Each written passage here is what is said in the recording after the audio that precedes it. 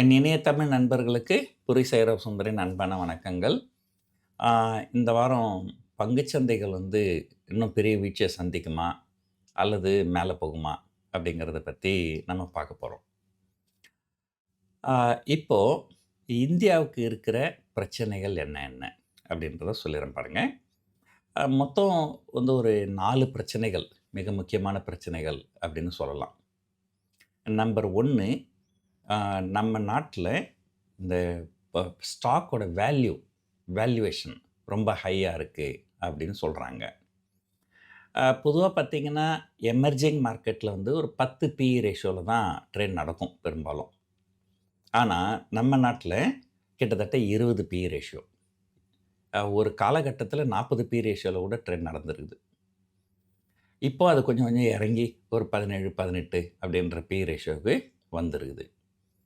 So valuation அ ரொம்ப ரொம்ப அதிகம். இப்போ உங்களுக்கு புரியிற மாரி ஒரு சிம்பிளான உதாரணம் சொல்றேன் பாருங்க. எ ஏதோ ஒரு புதுசா ஒரு டெக்னாலஜி வந்துக்குது. 1 ஏக்கர் நிலத்துல 25 மூட்டை நெல்லுக்கு பதிலா 50 மூட்டை நெல்லு விளையுது. புது டெக்னாலஜி, புது ரைஸ் வெரைட்டி அப்டின்னா, அந்த ஊர்ல இருக்கிற நிலத்தோட விலை ஏறுறது நியாயம். ஒரு ரூ. 10,00,000 இருக்குது 1 ஏக்கர்னா 15,00,000 கூட போகும். ஏன்னா, நம்ம இப்ப நெறைய வருமானம் வருது அப்டின்னு சொல்லிட்டு. ஆனா, ஒரு ஒரு நாட்ல டெக்னாலஜி இன்னும் மோசமா போயின்னுக்குது. மழையே பெய்யல. 25 மூட்டை நெல்லு விளைஞ்ச இடத்துல இப்போ 15 மூட்டை தான் விளையுது. அப்படின்னும்போது, ஆனா அந்த நிலத்தோட விலை எவ்வளோ ஏறிக்கின்னே இருக்கும். ஸோ, இது என்னன்னா ஒரு நல்ல மழை பெய்யும். ஒரு புது அ வ அரிசி வெரைட்டிலாம் வரும். அது நல்ல மகசூல் அதிகமாகும். அப்படிங்கிற எதிர்பார்ப்புல தான் அதிகமான காசு குடுத்து வாங்குவாங்க. ஸோ, ஆனா இப்ப மழை பெய்யவே பெய்யாது. மகசூல் குறையும் அப்படின்னா, நிலத்தோட விலை நியாயமா இறங்கணும். ஸோ, இப்ப பார்த்தீங்கன்னா, இந்தியாவுக்கும் அதே தான். இந்தியாவுக்கு ஒரு மிகப்பெரிய மக்கள் தொகை இருக்கிறாங்க. இது மிடில் கிளாஸ் பீப்பிள் நெறைய இருக்கிறாங்க. கன்சம்ப்ஷன் ஸ்டோரி நெறைய இருக்கு. குரோத் ஸ்டோரி நெறைய இருக்கு. அப்படின்னு சொல்லிட்டு தான் அதிகமான விலை குடுத்து வாங்கியிருக்கிறாங்க. மற்ற நாடுகள்ல 10 பி ரேஷியோனா நம்மது 20, 25 பி ரேஷியோ. அதிகமான விலை குடுத்து வாங்கியிருக்கிறாங்க. ஆனா, உண்மையில என்ன நடக்குதுன்னா, பங்குச் சந்தைகள் ஒரு ஒரு தடவை ஏறும்போதும் 5% ஏறுனா long term capital gain tax ஏறிடும். 10% ஏறுச்சுன்னா short term capital gain tax ஏறிடும். 15% ஏறுச்சுன்னா எஸ்டிடி ஏறிடும். 20% ஏறுச்சுன்னா ஸ்டாம்ப் டியூட்டி ஏறிடும். இப்படி மத்திய அரசாங்கம் லெஃப்ட், ரைட் அண்ட் சென்டர் எல்லா வகையிலும் டாக்ஸ் அதிகமாக்கிறாங்க. இப்ப நெறைய ட்ரேடர்ஸ்லாம் ரொம்ப கதர்றாங்க. எனக்கு ப்ராஃபிட் 1,00,000 வந்தா, எஸ்டிடி, ஸ்டாம்ப் டியூட்டிலாம் சேர்ந்து 1,25,000 வருதுங்க. நான் லாபம் தாங்க பண்றேன். ஆனா கையில காசு வர மாட்டேன்து அப்படிங்கிறாங்க. ஸோ இது இந்த ஹை வேல்யூவேஷன் இந்தியால, இது ஜஸ்டிஃபைடா? அப்படிங்கிற ஒரு எண்ணம் வெளிநாட்டு முதலீட்டாளர்கள் வந்துருச்சு. ஸோ இல்ல, இல்ல. ஒரு பக்கம் பார்த்தீங்கன்னா, ஆர்ட்டிஃபிஷியல் இன்டெலிஜென்ஸு, செமி கண்டக்டரு அப்படின்னு மற்ற நாடுகள்லாம் போடு போடுன்னு போடுறாங்க. இவங்க கிட்ட பெருசா இன்னோவேஷன் எதுவும் கிடையாது. பத்தாததுக்கு ஏகப்பட்ட டாக்ஸ் வேற வாங்குறாங்க. ஆ ஒரு பாலிசி அன்சர்டனிட்டியா நெறைய இருக்குது. சரி எதுக்கு நம்ம இங்க ஷேர வச்சிருக்கணும் அப்படின்னு தொடர்ந்து விக்கலாம் அப்படின்னு விக்கிறாங்க. அதுவும் எந்த அளவுக்கு விக்கிறாங்கன்னா, ஒரு கடந்த 2, 2 1/2 வருஷத்துல கிட்டத்தட்ட ஒரு 8,00,000 9,00,000 கோடி அப்படிங்கிற அளவுக்கு பங்குகள தொடர்ந்து வித்துன்னு வராங்க. ஸோ இது எஃப்ஐயோட சென்டிமென்ட் ரொம்ப மோசமாயிடுச்சு. அதுவும் குறிப்பா கடந்த பட்ஜெட்ல எஸ்டிடி அளவுக்கு அதிகமா ஏத்திட்டாங்க. அது ஏப்ரல் 1லேருந்து அ அமலுக்கு வருது.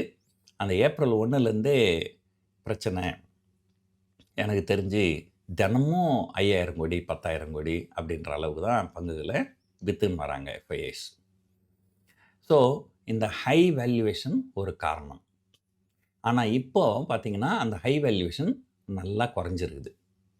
இப்ப பாருங்க, டிசிஎஸ், இன்ஃபோசிஸ்லாம் 50%க்கு மேல இறங்கிடுச்சு. ஆ ரிலையன்ஸ் 20% இறங்கியிருக்குது. ஹெச்டிஎஃப்சி பேங்க் 25% இறங்கியிருக்குது. ஆ உங்களுக்கு எத்தன ஸ்டாக் சொல்றேன் பாருங்க. கொட்டாக் பேங்க்கு, ஹெச்டிஎஃப்சி பேங்க்கு, ஆ நெஸ் ஒ க ஹிந்துஸ்தான் யுனிலீவர் இத நான் சொல்றது எல்லாமே டாப் ஸ்டாக்ஸ். அந்தந்த இண்டஸ்ட்ரியில இருக்கிற டாப் ஸ்டாக்ஸ். அது எல்லாமே 5 வருஷம் ரிட்டர்ன், 6 வருஷம் ரிட்டர்ன் 0ல இருக்குது. டிசிஎஸ் வந்து 6 வருஷத்துக்கு முன்னாடி எங்க இருந்ததோ அங்க தான் இருக்குது. இன்ஃபோசிஸ் 5 வருஷத்துக்கு முன்னாடி எங்க இருந்ததோ அங்க தான் இருக்குது. ஹெச்டிஎஃப்சி பேங்க் 5 வருஷமா 0 ரிட்டர்ன். இப்படி டைம் கரெக்ஷனும், பிரைஸ் கரெக்ஷனும் வந்து வேல்யூவேஷன் வந்து ஓரளவுக்கு நல்லா இறங்கி இருக்குது. ஆனா, அது இன்னும் இறங்குமா அப்படின்னு கேட்டிங்கன்னா, இறங்கலாம். அது நமக்கு தெரியாது. எவ்வளோக்கு இன்னும் கீழ போகும்ன்றது தெரியாது. ஆனா, இப்போ ஓரளவுக்கு நம்ம ஸ்டாக்ஸ் வந்து ஹை வேல்யூட் ஸ்டாக்ஸ் அப்படின்னு சொல்ல முடியாது. ஸோ, நம்பர் 1 ஹை வேல்யூ அது கரெக்ட் ஆகுது. 2வது பணம் வந்து எப்பவுமே ஒரு ஒரு ஒரு உதாரணத்துக்கு சொல்றேன் பாருங்க. இப்போ திடீர்னு காஞ்சிபுரத்தில ஏர்போர்ட் வருதுன்னா, உடனே அங்க இருக்கிற நிலம் விலைலாம் ஏறும். ஆமா, நான் சமீபத்தில ஒரு நியூஸ் படிச்சேன் ஒரு செய்தித்தாள்ல. ஆ இப்போ முதலமைச்சர் விஜய் இருக்கிறாரு அப்படின்றதுனால, அந்த ஏரியால இருக்கிற நிலத்தோட விலைலாம் ஏறுதாம். ஏன்னா நெறைய பேர் அங்க வீடு வாங்குறதுக்கு போட்டி போடுறாங்க. நானும் ஒரு அபார்ட்மெண்ட்ல தான் இருக்கிறேன். விஜய் வீட்டுக்கு பக்கத்து வீடு தான். என்னோட அபார்ட்மெண்ட் விலை ஏறுச்சுன்னா, இனிமே வித்துட்டு துபாய்க்கு போயிடலான்னு பிளான் பண்ணிக்கிறேன். பார்ப்போம் ஏதாவது நல்ல ஆஃபர் வருதான்னு சொல்லிட்டு. ஸோ இது வந்து ஒண்ணு. ஏதாவது என்ன சொல்ல வரேன்னா, எந்த இடத்துல ஏறுறதுக்கு பொட்டன்ஷியல் இருக்குதோ, அந்த இடத்த நோக்கி தான் பணம் வந்து பாயும். இப்போ கடந்த சில வருடங்களா பார்த்தீங்கன்னா, இந்த ஆர்ட்டிஃபிஷியல் இன்டெலிஜென்ஸு, செமிகண்டக்டரு அப்படின்னு சொல்லிட்டு, அது சம்மந்தமான ஷேர்ஸ் மட்டும் தான் நல்லா உலகத்தில ஏறின்னு இருந்தது. அதனால பணம் அத நோக்கி பாயுது. ஆனா, இந்தியால அந்த மாரி நிறுவனங்கள் எதுவுமே கிடையாது. ஸோ, அதனால தான் இந்தியால வித்துட்டு பணம் வந்து ஆர்ட்டிஃபிஷியல் இன்டெலிஜென்ஸை நோக்கி அது எங்கெங்கே இருக்கோ தைவானில் இருக்குது, சவுத் கொரியாவில் இருக்குது, அமெரிக்காவில் இருக்குது. ஸோ இந்த மாதிரி நாடுகளுக்கு போய்கின்னு இருக்குது. இப்போது நேற்று தான் வந்து முதல்ல ஒரு செய்தி வந்திருக்குது. அந்த பிராட்காம் அப்படின்னு ஒரு நிறுவனம், அதுவும் செமிகண்டக்டர் சம்மந்தப்பட்டது தான். அதோட ரிசல்ட்டு கொஞ்சம் சுமாராக தான் இருக்குது அப்படின்னு சொல்லிட்டு, அது விலை வந்து கிட்டத்தட்ட 12% இறங்கி இருக்குது. ஸோ அதனால் என்ன சொல்ல வரேன்னா, இப்போ கொஞ்சம் சவுத் கொரியாலையும் சாம்சங் 6% இறங்கியிருக்குது நேற்று. ஸோ இதனால் கொஞ்சம் இப்போது ஒரு வேளை அந்த மோகம் வந்து குறைஞ்சிடுச்சோ, ஸோ அந்த மோகம் கொஞ்சம் குறைஞ்சிடுச்சுன்னா திரும்பி இது பெண்களை பற்றி பேசுனாலே எதனா பிரச்சனை ஆகிடும். இருந்தாலும் ஒரு சின்ன உதாரணத்துக்கு சொல்கிறேன். வீட்டில் மனைவி இருக்கிறாங்க, சரி வேறு ஏதோ ஒரு தொடர்பு இருக்குது. ஸோ அதனால் வெளியே போகிறாரு அடிக்கடி. இப்போ கொஞ்சம் மோகம் கொஞ்சம் குறைஞ்சி போச்சுன்னா திரும்ப வீட்டுக்கு வந்துடுவார். அதே போல் இந்த வெளிநாட்டு முதலீட்டாளருக்கும் இந்திய பங்குச்சந்தை வந்து மனைவி மாதிரி. ஸோ வேறு ஏதோ கிக்கு கிடைக்குதுன்னு சொல்லிட்டு மற்ற நாடுகளுக்கு போனாங்க. இப்போது அங்கே அந்த மோகம்லாம் கொஞ்சம் குறைஞ்சிடுச்சுன்னா திரும்ப இங்கே வருவாங்க. ஸோ அந்த ஒரு வாய்ப்பு இப்போ இருக்குது. அதுக்கு உண்டான அறிகுறிகள், முதல் அறிகுறி இப்போ தான் கொஞ்சம் தெரிய ஆரம்பிக்குது. இது வந்து 2வது. ஸோ முதல் வந்து நம்முடைய மார்க்கெட்டோட வேல்யூவேஷன் ஹை வேல்யூவேஷன். 2வது நம்முடைய அந்த ஆர்ட்டிஃபிஷியல் இன்டெலிஜென்ஸ் மேலே இருக்கிற மோகம் 2வது. 3வது இந்தியாவிலேயும் வந்து இந்த பங்குச்சந்தை சார்ந்து நடக்கின்ற நிறைய விஷயங்கள் வெளிநாட்டு முதலீட்டாளர்களுக்கு மகிழ்ச்சி கிடையாது. இப்போ பாருங்கள், லெஃப்ட், ரைட் அண்ட் சென்டர் எல்லா டேக்ஸும் ஏற்றி விட்டுட்டாங்க. செக்யூரிட்டி டிரான்சாக்ஷன் டேக்ஸு பிஜேபி அரசாங்கம் வந்ததுக்கப்புறம் 8 மடங்கு ஏறி இருக்குது ஆப்ஷன் செல்லர்ஸ்க்கு. அண்ட் ஃபியூச்சருக்கும் நிறைய ஏறி இருக்குது. Long term capital gain tax 0லேருந்து 10 ஆகி 10லேருந்து 12 ஆகிடுச்சு. Short term capital gain tax 10லேருந்து 15 போய் 15லேருந்து 20 ஆகிடுச்சு. டெப்ட் மியூச்சுவல் ஃபண்டுக்கு இண்டெக்ஸேஷன் பெனிஃபிட் எடுத்து விட்டுட்டாங்க. சாவரின் கோல்டு பாண்டு செகண்டரி மார்க்கெட்டில் வாங்கினீங்கன்னா உங்களுக்கு டேக்ஸ் பெனிஃபிட் கிடையாதுன்னு சொல்லிட்டாங்க. வெளிநாட்டு முதலீட்டாளர்கள் இந்தியாவில் ஜிசெக் கவர்மெண்ட் செக்யூரிட்டிஸ்னு சொல்லாங்க. அதில் இப்போ நம்ம வந்து பணத்தை வந்து பேங்க்கில் எஃப்டி போடுறோம். வெளிநாட்டினர் வந்து இந்தியாவில் பணத்தை பேங்க்கில் எஃப்டி போடக்கூடாது. அதுக்கு பதில் அவங்க என்ன பண்ணுவாங்க, இதில் போடுவாங்க, கவர்மெண்ட் செக்யூரிட்டிஸ். ஸோ அப்போது அந்த போடுற பணத்துக்கு அதில் எவ்வளோ வட்டி வருதோ அந்த வட்டிக்கு டேக்ஸ் உண்டு. அது வந்து 20% டிடிஎஸ் பிடிச்சிருவாங்க. இப்போ என்னென்னா வந்து, சார் நாங்கள் கூட தான் சார் பணத்தை பேங்க்கில் எப்படி போடுறோம், எங்களுக்கு தானே டேக்ஸ் இருக்குது, எங்களுக்கு இன்னும் கேட்டிங்கன்னா 30-35% டேக்ஸ் சார் அப்படின்னு சொல்கிறவங்க இருக்கிறாங்க. பட் இங்கே தான் ஒரு விஷயத்தை புரிஞ்சுக்கணும். நீங்கள் ஒரு இந்தியன் டாக்ஸ் ரெசிடென்ட்டா இருந்து நீங்க பணத்த பேங்க்ல எஃப்டி போட்டீங்கன்னா, அத வர வட்டி வந்து உங்களுடைய இன்கம்ல ஆட் ஆயிடும். அதுக்கு நீங்க டாக்ஸ் பே பண்ணணும். ஆனா, இதே ஒரு என்ஆர்ஐ வந்து பணத்த பேங்க்ல எஃப்டி போட்டாருன்னா, அதுல வர வட்டிக்கு டாக்ஸ் கிடையாது. ஸோ எதனால என்ஆர்ஐக்கு வந்து வர வட்டிக்கு டாக்ஸ் கிடையாது அப்படின்னு சொன்னா, அதுக்கு என்ன சொல்றாங்க, சார் நம்ம நாட்டுக்கு வந்து அந்நிய செலாவணி தேவைப்படுது. என்ஆர்ஐஸ் வந்து அந்நிய செலாவணி கொண்டு வராங்க. அதனால தான் அவங்களுக்கு குடுக்குற வட்டிக்கு வந்து நாங்க டாக்ஸ் போடுறதில்லன்றாங்க. அப்போ அதே லாஜிக் தானே எஃப்ஐஐஸ்க்கும் வரணும். எஃப்ஐயும் ஃபாரின் எக்ஸ்சேஞ்ச் தான். என்ஆர்ஐயும் ஒரு ஃபாரின் எக்ஸ்சேஞ்ச் தான் கொண்டு வராரு. எஃப்ஐயும் ஒரு ஃபாரின் எக்ஸ்சேஞ்ச் தான் கொண்டு வராரு. உங்களுக்கு ஃபாரின் எக்ஸ்சேஞ்ச் தேவைப்படுது. என்ஆர்ஐக்கு மட்டும் டாக்ஸ் ஃப்ரீன்றீங்க. அப்ப எஃப்ஐக்கு எதுக்கு டாக்ஸு? இது வந்து ஒரு கேள்வி. 2வது இப்போ இருக்கிற சூழ்நிலையில பார்த்தீங்கன்னா, ஜிசெக்ல பணத்த போட்டாங்கன்னா, ஒரு கிட்டத்தட்ட ஒரு 7% தான் வட்டி கிடைக்குது. அதுல ஒரு 20% டாக்ஸ் போயிடுது. அதுல ஒரு 20% டாக்ஸ் போச்சுன்னா, உங்களுக்கு போஸ்ட் டாக்ஸ் எவ்வளோ வரும்? ஒரு 5.5% வரும். ஆனா, இப்போ இருக்கிற சூழ்நிலையில சில நாடுகள்ல நீங்க யுஎஸ் டாலர்ல டெபாசிட் போட்டீங்கன்னா, 5% வட்டி கிடைக்குது டாக்ஸே இல்லாம. ஸோ போஸ்ட் டாக்ஸ் 5% வட்டி கிடைக்குது யுஎஸ் டாலர்ல. ஆனா, இங்க வந்தா உங்களுக்கு 5.5% கிடைக்குது. அப்ப கூட சொல்லலாம், சார் 1/2% கூட கிடைக்குது சார் அப்படின்ட்டு. 1/2% கூட கிடைக்குது. ஆனா, நம்ம கரன்சி டிப்ரிஷியேட் ஆயிடுதுல்ல. ஸோ இந்த வருஷம் ஜனவரி 1ஆம் தேதியிலேருந்து இன்னைக்கு வரைக்குமே கிட்டத்தட்ட 7% இறங்கி இருக்குது நம்முடைய இது. ஸோ யாராவது ஒரு $100 வந்து பணத்த கொண்டு வந்து போட்டார்ன்னா, அண்ட் அது என்ன ஆகும்? ஆ வட்டி 5.5% கிடைக்கும். அதுக்கப்புறம் கரன்சி 10% டிப்ரிஷியேட் ஆயிடும். அது திரும்ப அந்த பணத்த எடுத்துட்டு போகும்போது அவருக்கு $96 தான் கிடைக்கும். $100 கூட கிடைக்காது. ஸோ நஷ்டத்துக்கு எவ்வளோ நாள் வந்து பணத்த வந்து இங்க வந்து போட்டுக்கின்னு இருப்பாங்க? அது அது ரொம்ப இல்லாஜிக்கலா இருக்குது. ஸோ அது ஏன்னா, ஒரு காலத்தில ஏன் வந்தாங்கன்னா, ஒரு காலத்தில இங்க வந்து இன்ட்ரெஸ்ட் ரேட் ரொம்ப அதிகமா இருந்தது. யுஎஸ்ல இன்ட்ரெஸ்ட் ரேட் ரொம்ப கம்மியா இருந்தது. அந்த டிஃபரன்ஸ் பார்த்தீங்கன்னா, கிட்டத்தட்ட ஒரு 6, 7% வரும். ஆனா, இப்போ யுஎஸ்லயும் இன்ட்ரெஸ்ட் ரேட் ரொம்ப ஏறி போச்சு. ஸோ, அதனால அந்த டிஃபரன்ஸ் வந்து ரொம்ப கம்மியா இருக்குது. அந்த டிஃபரன்ஸ் கம்மியா இருக்குது. கண்டிப்பா வந்து அந்த இந்தியன் ரூபி வந்து டிப்ரிஷியேட் ஆயிடும். ஸோ, அதனால வெளிநாட்டு முதலீட்டாளர்கள் யாரும் வந்து இங்க வந்து பணத்த வந்து ஜிசெக்ல கொண்டு வரமாட்டாங்க. அவங்க பணம் கொண்டு வரணும்னா அந்நிய செலாவணி குறையும். அந்நிய செலாவணி குறைஞ்சால், நம்ம க்ரூட் ஆயில் வாங்குறதுக்கும், கோல்டு வாங்குறதுக்கும் நம்ம அந்நிய செலாவணி குடுக்க வேண்டி வரும். அப்ப பிரச்சனை ஆகும். அந்த பிரச்சனை மேலும் அதிகமாக, அதிகமாக இந்திய ரூபாயோட மதிப்பு குறையும். இந்திய ரூபாயோட மதிப்பு குறைஞ்சா, இங்க வட்டி விகிதங்கள் ஏறும். இங்க வட்டி விகிதங்கள் ஏறிடுச்சுன்னா, விலைவாசிகள் ஏறும். விலைவாசிகள் ஏறுச்சுன்னா, பொருளாதாரம் பாதிக்கப்படும். ஸோ, பொருளாதாரம் மிகப்பெரிய அளவுல பாதிக்கப்படும். ஸோ, அதனால தான் இப்ப என்ன பண்ணியிருக்கிறாங்க, அந்த வெளிநாட்டு முதலீட்டாளர்கள் ஜிசெக்ல இன்வெஸ்ட் பண்ற காசுக்கு, அதுல வர வட்டிக்கு டாக்ஸ் கிடையாது அப்படின்னு சொல்லியிருக்கிறாங்க. இன்னும் அஃபிஷியல் கன்ஃபர்மேஷன் வரல. பட் ஆனா செய்திகள் எல்லாம் அப்படி தான் வருது. இதனால தான் நம்முடைய பங்குச் சந்தைகள் கொஞ்சம் 2 நாளா ஒண்ணும் பெருசா விழல. கொஞ்சம் ஏறி இருக்கு. ஆனா அடுத்து ஒரு கேள்வி வருது. ஜிசெக்ல பணம் போடுறாங்க. அதுக்கு வட்டி வாங்குறாங்க. அந்த வட்டிக்கு டாக்ஸ் கிடையாது. அதுக்கும் பங்குச் சந்தைக்கும் என்ன சார் சம்பந்தம்? பங்குச் சந்தை எதுக்கு ஏறணும்? அப்படின்னு கேட்டீங்கன்னா, ஆ பங்குச் சந்தையில வெளிநாட்டு முதலீட்டாளர்கள் யாராவது ஒருத்தரு, எனக்கு வெறும் வட்டி மட்டும் தான் வேணும் அப்படின்னா, யுஎஸ் மற்ற நாடுகள்லயே வந்து 5% வட்டி கிடைக்குது யுஎஸ் டாலர்ல டெபாசிட் பண்ணா. அது எதுக்கு இங்க வந்து 5.5% இல்ல வட்டியே டாக்ஸே இல்லன்னா கூட 7%. அப்ப கூட அந்த 2% தானே எக்ஸ்ட்ரா கிடைக்குது. ஆனா இந்தியன் ரூபி 2%க்கு மேல டிப்ரிஷியேட் ஆயிடுமே. அப்போ இது எப்படி பார்த்தீங்கன்னாலும் வந்து இந்த டாக்ஸ் இல்லன்னு சொன்னாலுமே, அது ஒரு பெரிய அட்ராக்டிவ் இன்வெஸ்ட்மென்ட் கிடையாது. கரன்சி ரிஸ்க் இருக்குது. ஸோ, அந்த கரன்சி ரிஸ்க்குக்கு ஹெட்ஜ் பண்ணலாம். அந்த கரன்சி ரிஸ்க்க வேற ஒருத்தருக்கு மாத்தி விடலாம். பட் அதுக்கு 3, 4% பே பண்ண வேண்டி வரும்.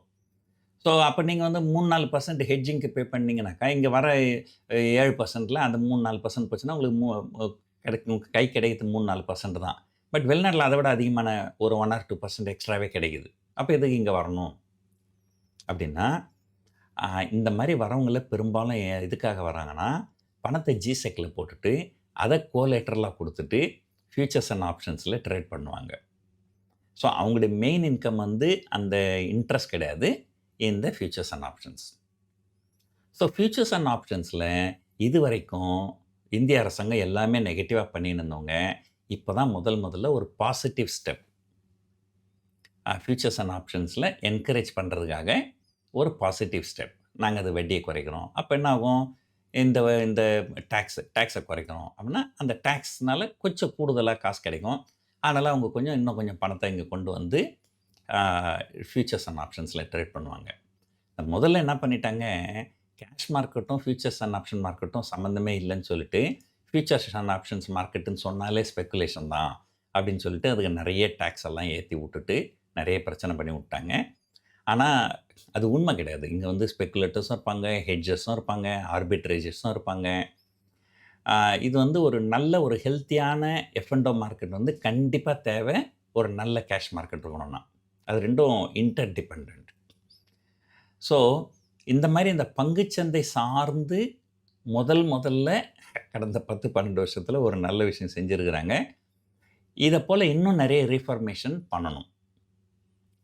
ஒரு உதாரணத்துக்கு சொல்றேன் பாருங்க. ஒருத்தர் ஆப்ஷன் பை பண்றாருன்னா, அவரு அந்த பிரீமியம் மட்டும் தான் பே பண்ணுவாரு. ஏன்னா மார்ஜின் எதுவும் பே பண்ண மாட்டாரு. ஏன் பிரீமியம் மட்டும் பே பண்றாருன்னா, அதுதான் அவருடைய மேக்ஸிமம் ரிஸ்க். அது மேக்ஸிமம் ரிஸ்க் எவ்வளவோ அத பே பண்ணிடுறாரு. அதுக்கப்புறம் எதுக்கு பே பண்ணணுன்ட்டு. இதே ஒரு ஆப்ஷன் செல்லருக்கு ஒரு ரிஸ்க் டிஃபைன் ஸ்ட்ராட்டஜி பண்றாங்கன்னு வச்சுப்போமே. ஒரு 24,000 கால்ல செல் பண்ணிட்டு 24,100 கால்ல பை பண்ணா, அவருடைய மேக்ஸிமம் ரிஸ்கே அது ரூ. 6,500 தான். ஆனா, இந்தியால அவர்கிட்ட மார்ஜின் 6,500 வாங்க மாட்டாங்க. கிட்டத்தட்ட 40,000 வாங்குவாங்க. ஏன்னு கேட்டா, எக்ஸ்போஷர் மார்ஜின்னு ஒண்ணு இருக்குது. ஸோ, ஆப்ஷன் பையருக்கு மேக்ஸிமம் ரிஸ்க் எவ்வளவோ அத குடுத்தா போதும். ஆப்ஷன் செல்லருக்கு மேக்ஸிமம் ரிஸ்க் எவ்வளவோ அதையும் குடுத்து, கூடுதலா ஒரு எக்ஸ்போஷர் மார்ஜின். அது ஒரு கிட்டத்தட்ட 32,000, 33,000 வரும். அந்த காசு கண்டிப்பா குடுத்தாகணும். அது பனிஷ்மென்ட் மார்ஜின். அது நீங்க ஃபியூச்சர்ஸ் அண்ட் ஆப்ஷன்ஸ்ல ட்ரேட் பண்றதுக்கு உங்களுக்கு ஒரு பனிஷ்மென்ட். ஸோ, இந்த மாரி நெறைய பேசலாம். இப்போ உங்க உங்க டிமேட் அக்கவுண்ட்ல ஒரு ஸ்டாக் இருக்குது. நீங்க ஒரு கால செல் பண்றீங்க. அதுக்கு அந்த பிரைஸ்க்கு மேல போச்சுன்னா நம்ம டெலிவரி குடுத்துடலாம்னு சொல்லிட்டு. அதெல்லாம் உண்மையே அதுதான். செபியோட ரூல் என்ன சொல்லுதுன்னா, நீங்க ஒரு ஸ்டாக் கால் ஆப்ஷன் செல் பண்ணீங்கன்னா, அந்த பிரைஸ் அதுக்கு மேல குளோஸ் ஆச்சுன்னா, நீங்க பிசிக்கல் டெலிவரி குடுக்கணும். பிசிக்கல் டெலிவரி குடுக்குறதுக்கு உங்ககிட்ட ஷேர் உங்க டிமேட் அக்கவுண்ட்ல இருக்குது. குடுத்துற போறீங்க. ஸோ, இதுல எங்க ரிஸ்க் இருக்குது? இது 0 ரிஸ்க். இப்ப 0 ரிஸ்க்னா மத்த நாடுகள்ல மார்ஜின் 0. ஏன்னா 0 ரிஸ்க், மார்ஜின் 0. ஆனா இங்க நீங்க 2 மார்ஜின் பே பண்ணணும். ஸ்பான் மார்ஜினும் பே பண்ணணும், எக்ஸ்போஷர் மார்ஜினும் பே பண்ணணும். அது கேட்டா என்ன சொல்றாங்க, "சார், இங்க ஃபியூச்சர்ஸ் அண்ட் ஆப்ஷன்ஸ் மார்க்கெட்டுக்கும், கேஷ் மார்க்கெட்டுக்கும் லிங்க் இல்ல" அப்படின்றாங்க. அது லிங்க் இல்லன்னா, அந்த லிங்க கொண்டு வரது ஒரு பெரிய விஷயமா நம்ம நாட்ல? நம்ம நாட்ல இருக்கிற எல்லாமே ஐடில கிங்குங்க. அது இன்னும் கேட்டீங்கன்னா, கேஷ் மார்க்கெட்ல தான் நம்ம ஷேர்ஸ் இருக்கு. அத பிளட்ஜ் பண்றோம். அத பிளட்ஜ் பண்ணி, அத பேஸ் பண்ணி உங்களுக்கு ஃபியூச்சர்ஸ் அண்ட் ஆப்ஷன் மார்க்கெட்ல லிமிட் குடுக்குறாங்க ட்ரேட் பண்றதுக்கு. அப்போ லிங்க் இல்லாம எப்படி பண்ண முடியும்? அப்ப லிங்க் இருக்குது. ஸோ, இது என்னன்னா இந்தியால இந்த மார்ஜின் ரொம்ப அதிகம். நெறைய சேஞ்சஸு. ஒரு தடவ என்ன பண்ணாங்க, செபிலேருந்து "சார், நீங்க 9 மாசத்துக்கு மேல இருக்கிற ஆப்ஷன் ட்ரேட் பண்ணக்கூடாது. அது லாங் டெர்ம் ஆப்ஷனு. அது ரொம்ப ரிஸ்க்கு. அப்படி நீங்க ட்ரேட் பண்ணீங்கன்னா, நீங்க 5% எக்ஸ்ட்ரா மார்ஜின் பே பண்ணணும்னாங்க." சரி, பரவால்ல. ஒரு வேள லாங் டெர்ம்ல ட்ரேட் பண்றது ரிஸ்க் போல இருக்குது. அதுக்கு மார்ஜின் அதிகமா கேட்குறாங்க. சரி, நம்ம ஷார்ட் டெர்ம்ல பண்ணுவோம் அப்படின்னா, இன்னொரு நாள் "சார், நீங்க ரொம்ப ஷார்ட் டெர்ம்ல ட்ரேட் பண்றீங்க. இன்ட்ராடே பண்றீங்க. அது சார் ரொம்ப ரிஸ்க் சார். அதனால எக்ஸ்பைரி டேக்கு இன்ட்ராடே ட்ரேட் பண்ணீங்கன்னா 2% எக்ஸ்ட்ரா மார்ஜின்னாங்க." ஏங்க, லாங் டெர்ம்ல ட்ரேட் பண்ணா ரிஸ்க்கு, ஷார்ட் டெர்ம்ல ட்ரேட் பண்ணா அந்த ரிஸ்க்குக்கு தானங்க ஸ்பான் மார்ஜின் வாங்கிக்கிறீங்க. அதுக்கப்புறம் எக்ஸ்போஷர் மார்ஜினும் வாங்கிக்கிறீங்க. உலகம் முழுக்க வெறும் ஸ்பான் மார்ஜின் தான் இருக்குது. இங்க என்ன பண்றாங்க, ஸ்பான் மார்ஜின் வாங்கிக்கிறாங்க. அதுக்கப்புறம் எக்ஸ்போஷர் மார்ஜின் வாங்கிக்கிறாங்க. அதுக்கப்புறம் அடிஷனல் எக்ஸ்போஷர் மார்ஜின். 9 மாசத்துக்கு மேல இருக்கிற ஆப்ஷன் ட்ரேட் பண்ணா 5%. எக்ஸ்பைரி டே அன்னைக்கு இன்ட்ராடே பண்ணா 2%. அதுக்கப்புறம் கேலண்டர் ஸ்ப்ரெட்ன்னு ஒரு ஸ்ட்ராட்டஜி இருக்கு. அதெல்லாம் ரொம்ப ரொம்ப லோ ரிஸ்க் எடுக்கிறவங்க தான் அந்த ஸ்ட்ராட்டஜிய பண்ணுவாங்க. நீங்க அந்த கேலண்டர் ஸ்ப்ரெட் பண்ணீங்கன்னா, எக்ஸ்பைரி டே அன்னைக்கு உங்களுக்கு மார்ஜின் பெனிஃபிட் கிடையாது. ஏகப்பட்ட ரூல்ஸ் அண்ட் ரெகுலேஷன் எல்லாமே என்ன சொல்றது, இந்த மார்க்கெட் அப்படியே ஒரு கொலாப்ஸ் பண்ணணும் அப்படிங்கிற அளவுக்கு நெறைய ரூல்ஸ் அண்ட் ரெகுலேஷன்ஸு எல்லாத்தையும் பண்ணிட்டு, இப்போ முதல் தடவையா ஒரு நல்ல விஷயம் பண்ணியிருக்கிறாங்க. ஸோ, இந்த stock market, futures and options especially cash market கூட எஸ்டிடிலாம் நெறைய ஏத்தி விட்டுட்டாங்க. ஸோ, இந்த இந்த இந்த ரீஃபார்ம்ஸ் கன்டின்யூ பண்ணணும். So, again number 1 India high valuation அது கரெக்ட் ஆகின்னு வருது. நம்பர் 2 ஆர்ட்டிஃபிஷியல் இன்டெலிஜென்ஸு, செமிகண்டக்டர் மேல இருந்த மோகம் அது இப்போ கொஞ்சம் குறையுது. 3வது அ இந்தியாவோட அ ஸ்ட செபியோடைய rules and regulations governing the futures and options as well as cash market trade. So அது ரொம்ப நாள் கழிச்சு இப்போ தான் ஒரு சின்ன பாசிட்டிவ் நியூஸ் வந்திருக்குது. அது 3வது. 4வது நான் ஏற்கனவே சொன்ன மாரி நம்ம நாட்டில வந்து குரோத் ப்ராஸ்பெக்டஸ் நெறைய இருக்குன்னு சொல்லிட்டு தான் ஹை வேல்யூவேஷன்ல இருந்தது. எவ்வளோ ஹை வேல்யூவேஷன் இருக்குதோ, அவ்வளவுக்கு தான் நாங்க வந்து டாக்ஸ போட்டு வெளிய எடுத்துருவோம் அப்படின்னு மத்திய அரசாங்கம் சொன்னாங்கன்னா, அது எதுக்காக இந்த ஹை வேல்யூவேஷன் குடுக்கணுன்ற ஒரு கேள்வி வந்துருது. ஸோ இந்த டாக்ஸேஷன் வந்து நெறைய பண்ணியிருக்கிறாங்க. இப்ப தான் முதல்ல வெளிநாட்டு முதலீட்டாளர்கள் ஜிசெக்ல பண்ற இன்வெஸ்ட்மென்ட்டுக்கு அதிலேருந்து வர வட்டிக்கு டாக்ஸ் கிடையாதுன்னு சொல்லியிருக்கிறாங்க. இதே போல நெறைய அதாவது குறைஞ்சபட்சம் எனக்கு தெரிஞ்சு எஸ்டிடி எல்லாம் இவங்க குறைக்கணும். எஸ்டிடி வந்து உண்மையிலேயே ரொம்ப அதிகமா இருக்குது. எஸ்டிடிய ரிமூவ் பண்ணணும் ஆக்சுவலா. அப்படி இல்லன்னா எஸ்டிடிய குறைக்கணும். அதுக்கப்புறம் அந்த எஸ்டிடி பே பண்றத வந்து டாக்ஸ் பெய்டா கன்சிடர் பண்ணி, நமக்கு எதிர்காலத்தில டாக்ஸ் ஆஃப்செட் குடுக்கணும். ஸோ இந்த மாரி ஒரு பங்குச்சந்தை சார்ந்த டாக்ஸேஷன். அதை இவங்க இன்னும் குறைக்கணும். அதை இதுவரைக்கும் எதுவும் பண்ணல. ஸோ மொத்தம் 4 விஷயம். 1 ஹை வேல்யூவேஷன் அது கொஞ்சம் கரெக்ட் ஆகின்னு வருது. 2வது ஆர்ட்டிஃபிஷியல் இன்டெலிஜென்ஸ் மோகம். அதனால நமக்கு வர பாதிப்பு. அது இப்போ கொஞ்சம் குறையுது. 3வது பங்குச்சந்தை சார்ந்த ரீஃபர்மேஷன். அது இப்போ ஒரு சின்ன நடவடிக்கை எடுத்திருக்கிறாங்க. அது இன்னும் தொடரணும். 4வது பங்குச்சந்தை சார்ந்த டாக்ஸேஷன். அந்த டாக்ஸேஷன்லாம் கண்டிப்பா எதுவுமே குறையல. இது மேல குறையணும். இதெல்லாம் வந்து நடக்கலன்னு சொன்னால், நம்முடைய பங்குச்சந்தைகள் பெருசா ஏறாது. இதே போல தொடர்ந்து அடுத்த பட்ஜெட்ல திரும்ப நாங்க வந்து ஸ்பெகுலேஷன குறைக்கிறோன்ட்டு எஸ்டிடி ஏத்துறது, அதெல்லாம் பண்ணாங்கன்னா, பங்குச்சந்தைகள் மிகப்பெரிய லெவல்ல வீழ்ச்சி அடையும். அப்படி இல்லனாலுமே, நம்முடைய பங்குச்சந்தைகள் நீண்ட கால அடிப்படையில மிகப்பெரிய லெவல்ல ஏறுவதற்கு வாய்ப்புகள் இல்லை. அது ஏறணும்னு சொன்னால், இல்லைங்களா, இப்போ சொன்ன மாரி பரவால்ல, இதுதான் ரைட் டைம். பரவால்ல கொஞ்சம் ஒரு ஆர்ட்டிஃபிஷியல் இன்டெலிஜென்ஸ் மோகம் குறைஞ்சிருக்குது. இப்போ அந்த பணத்தெல்லாம் நம்ம அட்ராக்ட் பண்ணணும். அப்படின்னா, அப்ப நம்ம என்னென்ன பண்ணணும்? அப்படிலாம் பண்ணா வரும். அப்படி இல்லன்னா, வெளிநாட்டிலேயே வேற ஏதாவது ஒரு செக்டருக்கு போயிடும். ஸோ ஆர்ட்டிஃபிஷியல் இன்டெலிஜென்ஸோட மோகம் குறையிறதுனால, அந்த பணம் இந்தியாவுக்கு தான் வரணும்னு அவசியம் கிடையாது. மற்ற நாடுகளுக்கு போகலாம் இல்லையா? ஸோ இந்த மாரி இந்த தொடர்ந்து இந்த பங்குச்சந்தை சார்ந்த ரீஃபர்மேஷன், டாக்ஸேஷன் சார்ந்த ரீஃபர்மேஷன் இதெல்லாம் வந்து அரசாங்கமும், செபியும் கண்டிப்பா பண்ணணும். பண்ணாக்கா நம்முடைய பங்குச்சந்தைகள் ஆகா ஓஹோன்னு இல்லனாலும் ஏதோ ஓரளவுக்கு நீங்க பங்குச்சந்தையில பணம் போடுறவங்களுக்கு ஒரு பேங்க்ல எஃப்டி வர வட்டி அது அளவுக்காவது வரணும்.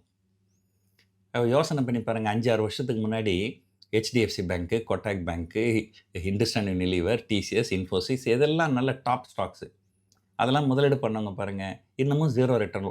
5 வருஷமா 0 ரிட்டர்ன்ல உட்காந்துங்கிறவங்க, இன்னும் எவ்வளோ நாளைக்கு 0 ரிட்டர்ன்ல உட்காந்துன்னு இருப்பாங்க? ஏதோ ஒரு காலகட்டத்தில இந்த ரீட்டெயில் பீப்பிள் வந்து அன்ஹாப்பி ஆயிட்டு, அவங்க முதலீடு பண்றத நிறுத்துனாங்கன்னா, நம்முடைய பங்குச்சந்தைகள் பெரிய லெவல்ல கிராஷ் ஆகும். ஸோ பிஜேபி அரசாங்கத்துடைய நல்ல நேரம் ரீட்டெயில் பீப்பிள் பணத்த கொண்டு வந்து கொட்டிக்கின்னு இருக்கிறாங்க. இத தான் நிர்மலா சீதாராமன் ஃபைனான்ஸ் மினிஸ்டர் வந்து பார்லிமெண்ட்லயே பேசுனாங்க. எஃப்ஐஐ வருவாங்க, போவாங்க. ஆனா, இந்தியன் ரீட்டெயில் பீப்பிள் வந்து ஷாக் அப்சர்வரா இருப்பாங்கன்ட்டு. சரிங்க, ஷாக் அப்சர்வரா இருப்பாங்க. அதுக்காக நீங்க தினமும் ஒரு ஷாக் குடுத்துன்னு இருப்பீங்களா? அப்படின்ற ஒரு கேள்வி வருது. எவ்வளோ நாளைக்கு இந்த ஷாக் அப்சர்வர் இருப்பாங்க? அப்படிங்கிற கேள்வி வருது. அதுக்கப்புறம் முக்கியமான விஷயம், வெளிநாட்டு முதலீட்டாளர் வித்துக்கின்னே இருக்கிறாங்க. பணத்த வெளிநாட்டுக்கு டாலரா எடுத்துன்னு போய்க்கின்னே இருக்கிறாங்க. ஆனா, உள்நாட்டு முதலீட்டாளர் இந்திய ரூபா தான் கொண்டு வராங்க. பங்குச்சந்தைகள் பெருசா இறங்கலனாலுமே, இந்திய ரூபா அடி வாங்குது. இதனால வந்து அந்நிய செலாவணி பிரச்சனை ஆகுது. இதனால பொருளாதாரம் பாதிக்கப்படும். ஸோ இந்த மாரி வந்து நெறைய விஷயங்கள் இருக்குது. ஸோ இதெல்லாம் பார்க்கணும். ஸோ பார்ப்போம் என்ன செய்ய போறாங்க அப்படின்னு சொல்லிட்டு. எந்த ரீஃபார்மேஷனும் செய்யலன்னு சொன்னால், பங்குச்சந்தைகள் அடுத்த 5 ஆண்டு காலத்துக்கு குறைஞ்சபட்சம் எனக்கு தெரிஞ்சு பேங்க் எஃப்டி ரிட்டர்ன் கூட வராது. இந்த சின்ன சின்ன பசங்கள்லாம் ஃபைனான்ஷியல் இன்ஃப்ளூயன்சர்ன்னு சொல்லிக்கின்னு கண்டிப்பா ஏறிடும். தொடர்ந்து எஸ்ஐபி பண்ணுங்க. இத பண்ணாதீங்க. எப்பவுமே வந்து இந்தியா குரோத் ஸ்டோரி அத பத்தி நான் நெறைய தடவ பேசியிருக்கிறேன். ஜப்பான்ல என்ன குரோத் இல்லாமயா இருந்தது? ஜப்பான் வந்து எவ்வளோ சிறந்த நாடு. ஆனா 40 வருஷமா அங்க ஸ்டாக் மார்க்கெட் 0ல இருந்திருக்குது. அதனால குரோத் ஸ்டோரின்றது வேற, பங்குச்சந்தை அப்படிங்கிறது வேற. ஸோ பங்குச்சந்தையில வரீங்கன்னு சொன்னால், கண்டிப்பா எஸ்ஐபி வந்து ஒன் டைம் முதலீட்ட விட எஸ்ஐபி பெட்டர். அதில எந்த டவுட்டும் கிடையாது. பட் பெருசாலாம் ரிட்டர்ன் வந்துரும். இங்க வந்தா அப்படியே நம்ம மல்டி மில்லியனர் ஆயிடலாம். அப்படின்லாம் நினைச்சீங்கன்னா, அ கண்டிப்பா வந்து அதெல்லாம் நடக்கிறதுக்கு வாய்ப்புகள் கிடையாது. So it is time to be not so bullish. ஆ ஏதாவது இவங்க ரீஃபர்மேஷன்லாம் எதனா கன்டின்யூ பண்ணி தொடர்ந்து ஏதாவது செஞ்சால், மேபி ஒரு வேளை ஏறலாம். பார்ப்போம் என்ன நடக்க போகுதுன்ட்டு. இந்த வீடியோ உங்களுக்கு ரொம்ப பிடிச்சிருக்கும்னு நினைக்கிறேன். பொறுமையா பார்த்ததுக்கு நன்றி. வணக்கம்.